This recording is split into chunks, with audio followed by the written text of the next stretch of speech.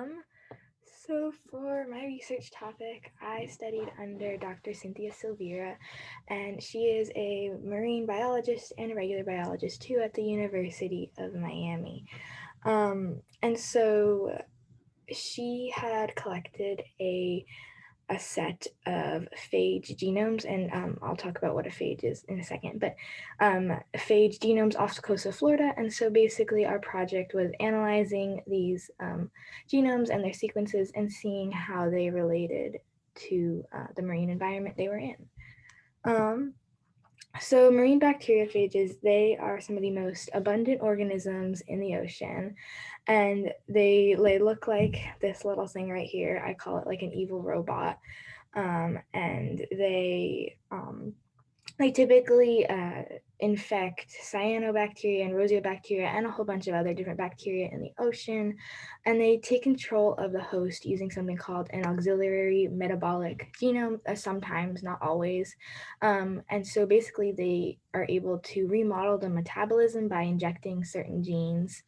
And using those genes are able to control the host's metabolism and use it for their own functions. Um, so we so what did we do? So like I said before, Dr. Cynthia Silveira, she's so cool. She like scuba dives off the coast of various islands in different parts of the world and collects data on different genomes and sequences. And so when we first started corresponding, she was actually in the Caribbean, collecting genomes for some other project. But for ours, we just used some that she collected right off the coast of the University of Miami in Florida. And so using that, we put it through a whole bunch of different databases and sequencers of these phage DNA.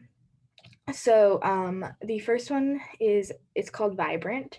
I didn't actually do it. She did it right in person in the ocean. She I'm not sure how it works, but basically the sample goes through the sequencer called Vibrant, and it comes out with all of these different results showing,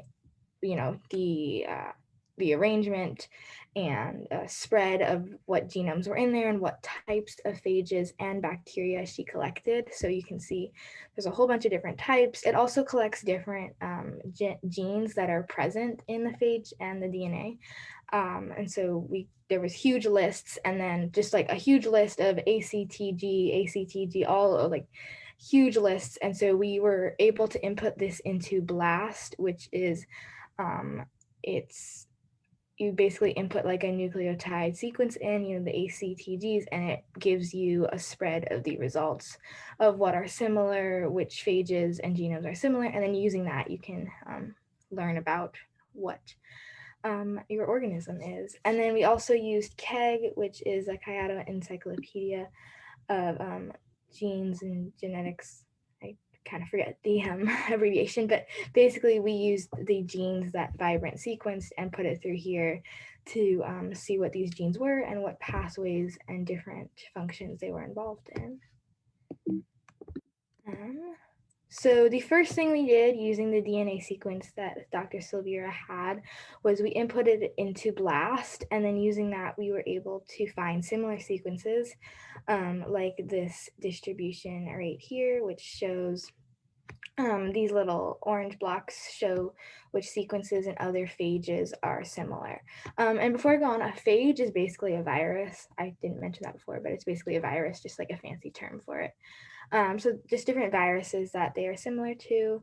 And so we found that most of the phages analyzed off the coast of Florida were related to cyanophages, which are the ones right here. As you can see, it's like infecting a cyanobacteria, and cyanobacteria are autotroph bacteria, so they make their own food and are a huge part of the marine ecosystem. And then right here, this is a rosiobacter, and this is not an autotroph.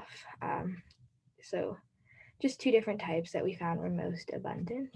And then the second thing we did was we analyzed the AMGs, the auxiliary metabolic genomes, which were found in a list, and we put it through the KEG database and searched like what these genes are, what they do, what were their functions, and obviously they were mostly all related to metabolism.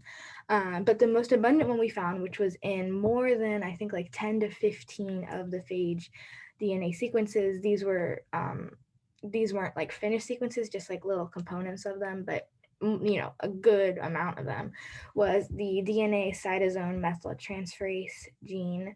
And it's actually part of restriction modification systems and gene silencing. So basically, this gene plays a part in like turning off the host functions in order for the virus to produce what it needs within the host, which I thought was super interesting and cool. And it kind of proves how viruses use metabolic genes to control their hosts.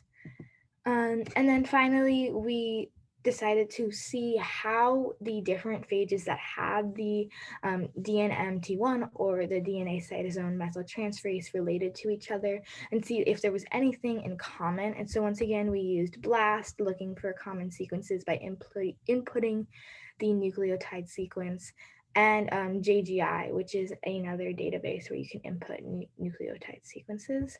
And we found that nearly all of them were cautovirals, which is a particular type of bacteriophage, which has a tail. So all these right here, these are all cautovirals, and this is not, as you can see, it does not have a tail.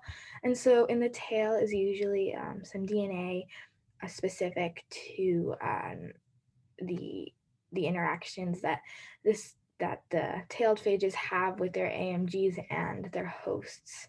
So perhaps a connection like that could be made in the future, which I will mention here. So then this is our analysis and conclusion.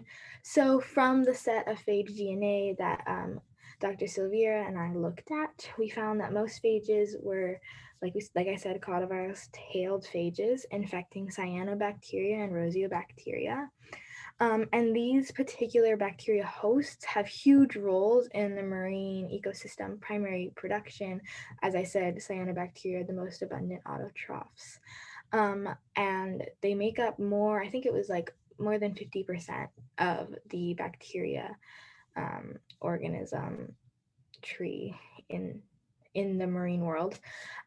So these phages obviously have a huge ability to impact these processes and ecosystems in marine life.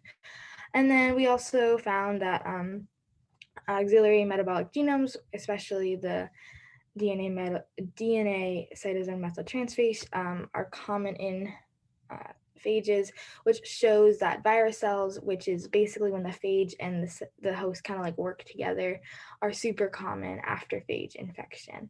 But we have to be cautioned here because our sample size was super duper small. So like, I don't know if we can apply this to the entire world. So more research should be conducted before making very firm conclusions off of this.